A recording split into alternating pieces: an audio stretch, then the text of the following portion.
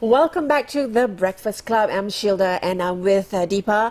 Stay tuned until the end of the show because we have interesting guests. Today we have Tony Yusuf. We're going to talk about the secret life of Nora. And today we're celebrating Malaysia Day, Dhipa. And I'd like to wish you Malaysia Day, Dhipa, because today, forget about colour, forget about race, forget about religion, and stay united, stay one. All right, Dhipa, why is it so hard to wake up in the morning? Are you a morning person?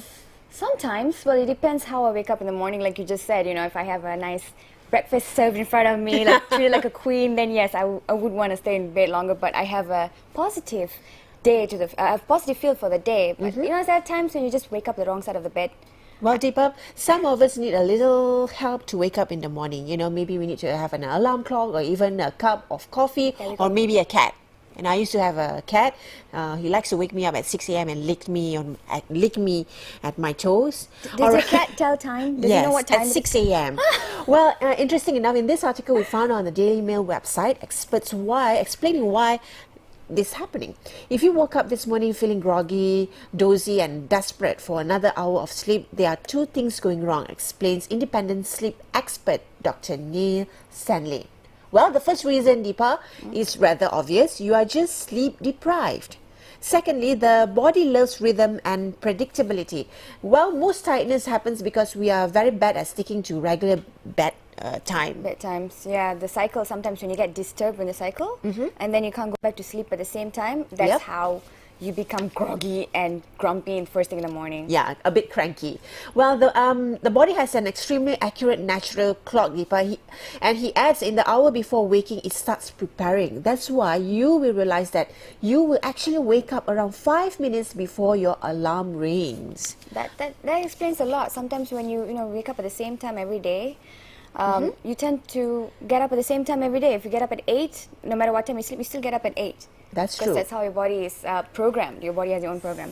Well, I think there's another reason. Another reason is that people love to hit the snooze button. Do you do that?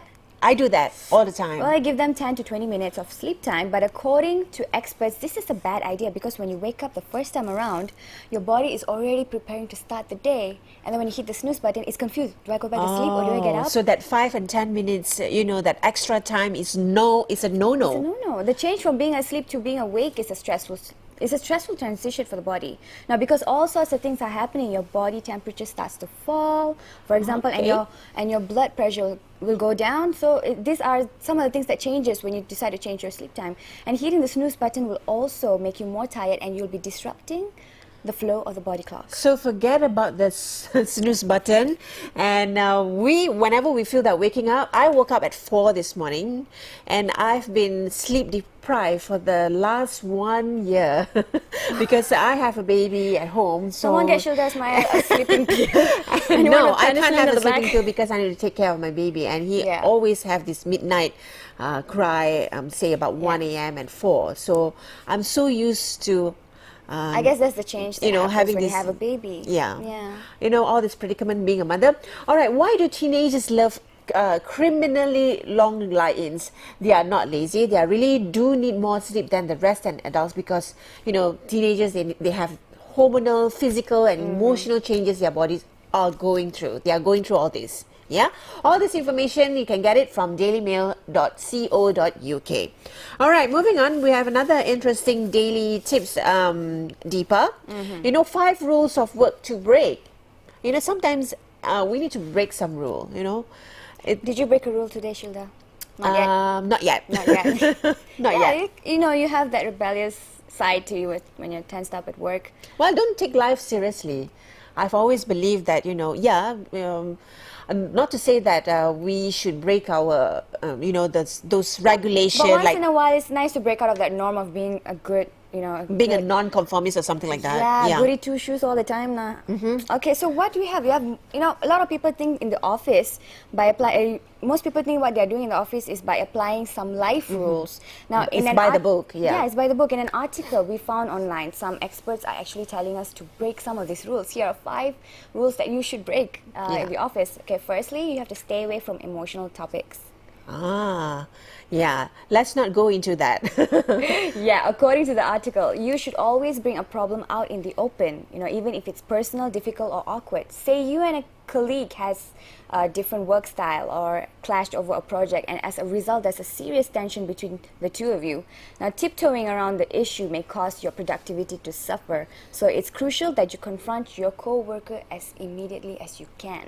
And So let's not put the issue in under the carpet. Yes, and true. let's how do I say this? Confront it just bring it out in the open, clear it out, air it out, so that people understand how you feel. And instead of you acting grumpy all the time, now people know why you're grumpy. Yeah. All right. The second rule is the myth climb the career ladder or climb the corporate ladder. Now, there's pressure in our culture to earn more money and to have important titles, but not everyone wants more responsibility and power. And what we don't hear often enough is that it's okay not to have a promotion. Is that true? It's okay not to want a promotion. So it's okay not to gila kuasa. So move laterally or choose self-employment if you think that will make you happy. Yeah, self-employment. You have a baby, Syilda. Yeah. Think about it. Maybe, just maybe. So number 3 myth, life tips to break some rules in your working environment. Do what you were hired to do. Okay, if your boss asks you to be a news anchor and be a producer, you have to take a look at the bigger picture, the macro picture.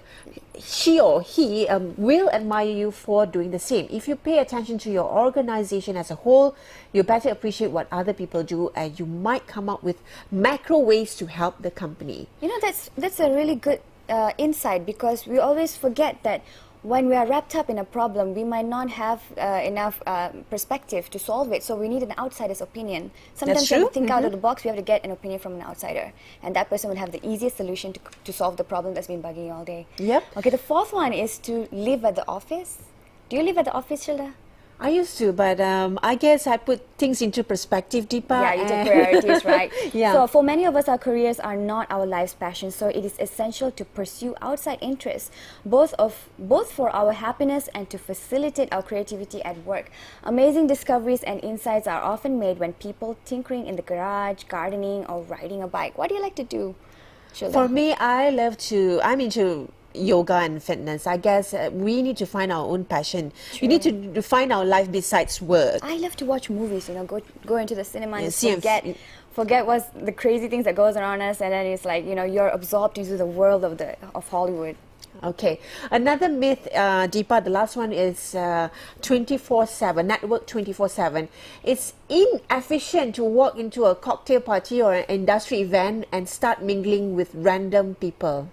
Well, my suggestion is throw away every business card tucked away in your wallet and work social media connection instead. You can get in touch with important people who interest you, whether they are in your industry or not. So you can tweet or retweet their messages and ask them questions and strike up an online relationship. So it's not necessary to go for that event, to mingle and to network. You can also get to know other people through social media. True. All right, we move on to another life tips in this beautiful one Malaysia Day. Malaysia Day, whichever suits you. So this is another interesting life tips article that we found on the net. We love getting new articles and share this. Like I say, sharing is caring. All right. A new study from Journal of Consumer Research shows that people and things are not easily attainable. Like beautiful cars, beautiful people, mysterious women, that hot guy. You found that perfect birthday gift for a friend. That's only available across town. Are also the things that we most desire. Okay, it's always something that's hard to get to, right? You always crave for something you're not going to get, and it's going to have a hard time getting it. You still want it. And why is that so, Dhipa? Well, how was this research now? Well, there's another interesting story as well. The University of Chicago conducted the research, and the men identify themselves as smooth talkers and shy gawkers. Shy gawkers. Wow. They were given pictures of their potential dates, and the shy gawkers preferred women with a clear picture, and smooth talkers prefer women when their pictures were blurry. Time explains that that's because the smooth talkers likely felt a sense of effort when evaluating the blurred images, therefore subconsciously thinking that the date must be a catch. Now, what about shoppers?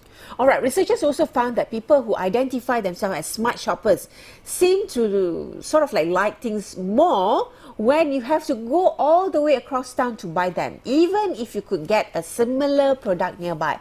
I can relate to this. The concept is the same. The effort is worth it for a hard to get item. For example, you know, there's all these pharmacies, the Guardian. I have to give an example. Yeah.